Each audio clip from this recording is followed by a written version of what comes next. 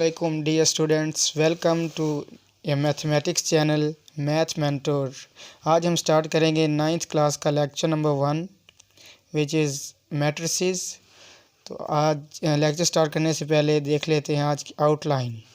पहले हम पढ़ेंगे मैट्रिक्स क्या होता है, उसके बाद row and column and order of matrix, equal matrix. ये चार चीज़ें आज के इस क्लास में हम लर्न करेंगे। तो आइए सबसे पहले देखते हैं मैट्रिक्स। मैट्रिक्स का जो कॉन्सेप्ट है ये प्रेजेंट किया था आर्थर केले, एक इंग्लिश मैथमेटिशियन था। इसने इसका कॉन्सेप्ट दिया था 1858 में।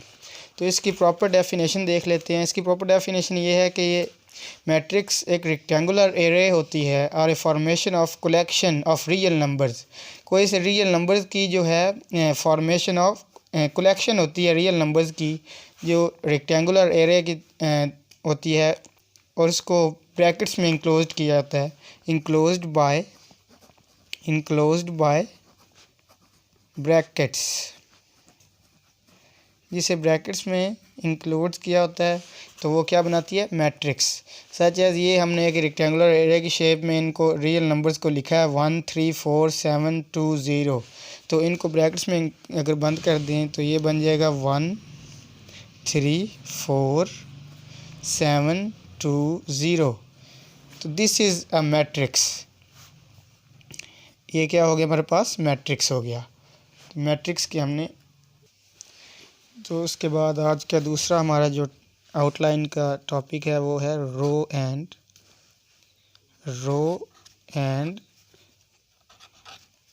Column. Row and column.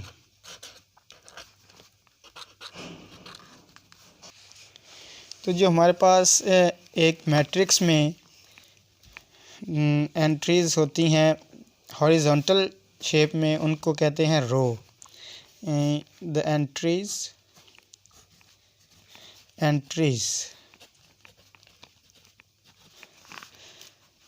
of a matrix in horizontal way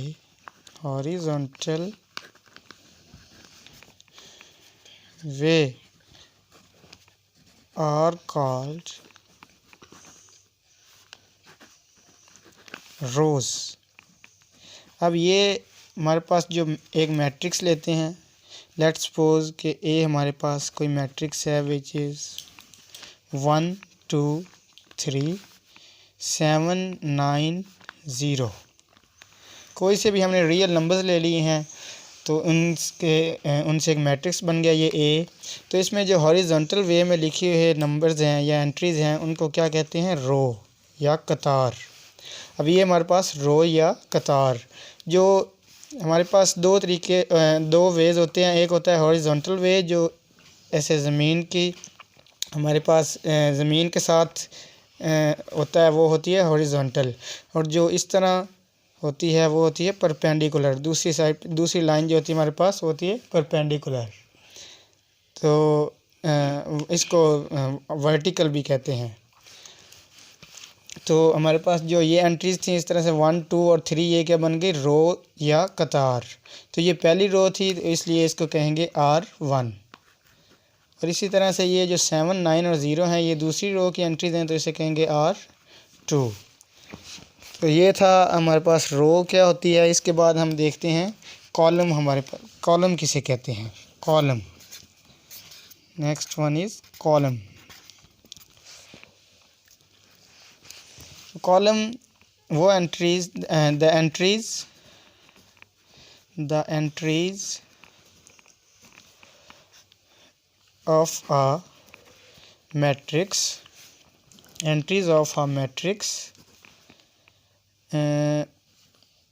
in vertical way are known as column. Matrix की वो एंट्रीज जो हमारे पास वर्टिकल फॉर्म में लिखी होती हैं उन्हें क्या कहते हैं, कॉलम। अब हम एक मैट्रिक्स हम लेते हैं ए 1 9 7 2 5 8। इसमें हमारे पास जो वर्टिकल फॉर्म में नंबर्स लिखे हुए हैं या एंट्रीज लिखी हुई हैं उनको क्या कहते हैं, कॉलम। अब देखें पहले ये 1 9 और 7 वर्टिकल, या ये जो एंट्रीज हैं हमारे पास वर्टिकल, इन्हें क्या कहते हैं, कॉलम। तो ये पहला कॉलम इसे कहेंगे C1 और दूसरा तो इसे कहेंगे C2। तो हमारे पास ये कॉलम क्या हो गया, जो एंट्रीज वर्टिकल फॉर्म में लिखी हुई हैं वो क्या होगी, हमारे पास कॉलम होगी। इसके बाद हमारी आउटलाइन में है ऑर्डर ऑफ अ मैट्रिक्स। तो अब हम देखते हैं order of a matrix.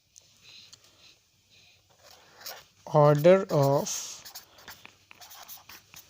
A matrix. तो किसी भी मैट्रिक्स में जो कतारों और कॉलमों की तादाद होती है उसको उसका क्या कहते हैं, ऑर्डर। तो एक मैट्रिक्स, इसकी डेफिनेशन क्या हुई, फिर इसकी तारीफ़ ये बनी कि the number of rose and columns, number of rows and columns in a matrix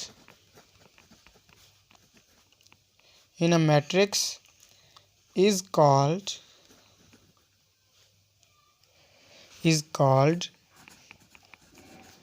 order of matrix। यानी किसी मैट्रिक्स में जो कतारों और कॉलमों की तादाद होती है उसे क्या कहते हैं, उसका ऑर्डर कहते हैं।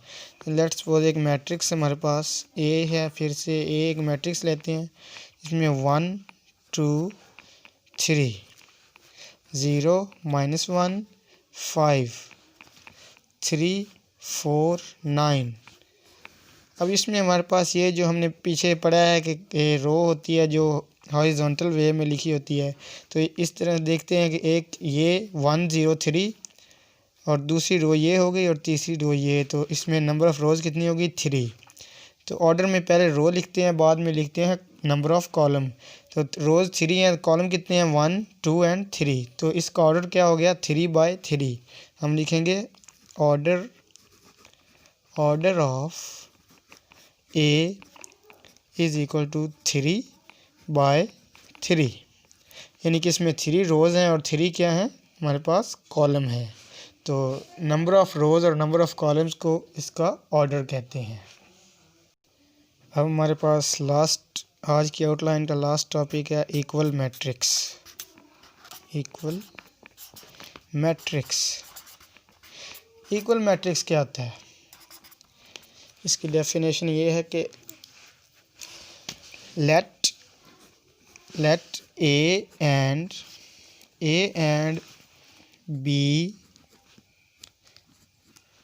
and B are two matrices. ये हमारे पास कोई भी दो से मैट्रिसेस हैं A और B। तो ये कब इक्वल होंगे, A and B are said to be equal if।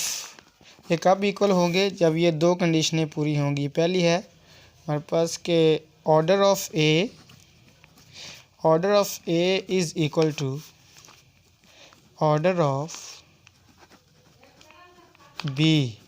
हमारे पास मैट्रिक्स A और B जो दो मैट्रिक्स हैं हमारे पास, इनका ऑर्डर पहली बात है कि सेम होना चाहिए, इक्वल होना चाहिए।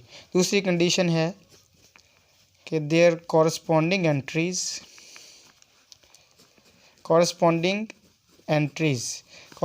एंट्रीज़ स्टूडेंट्स वो होती हैं जो एक दूसरे के बराबर में होती हैं। वो एंट्रीज़ या वो नंबर्स जो दोनों कॉलम्स में एक दूसरे के बराबर लिखे होते हैं वो कॉरस्पॉन्डिंग एंट्रीज़ कहलाती हैं। तो वो भी क्या होनी चाहिए, इक्वल। दूसरी कंडीशन ये है।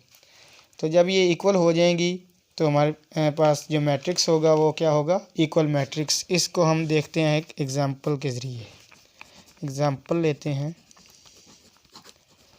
लेट्स सपोज हमारे पास एक मैट्रिक्स है A A is equal to 1 2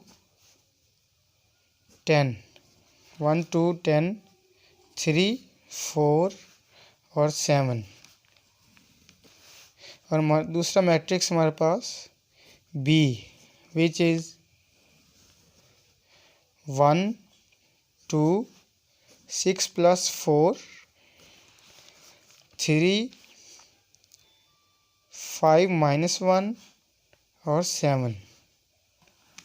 तो अब हम दोनों कंडीशंस जो थी इक्वल मैट्रिक्स की वो चेक कर लेते हैं। पहली है कि इनका ऑर्डर सेम होना चाहिए, तो देखते हैं एक ऑर्डर क्या हमारे पास 1 2 3 एंड 1 2, तो इसका ऑर्डर हो गया 3/2। इसमें 3 कतारें हैं और 2 कॉलम है, इसका ऑर्डर हो गया 3/2।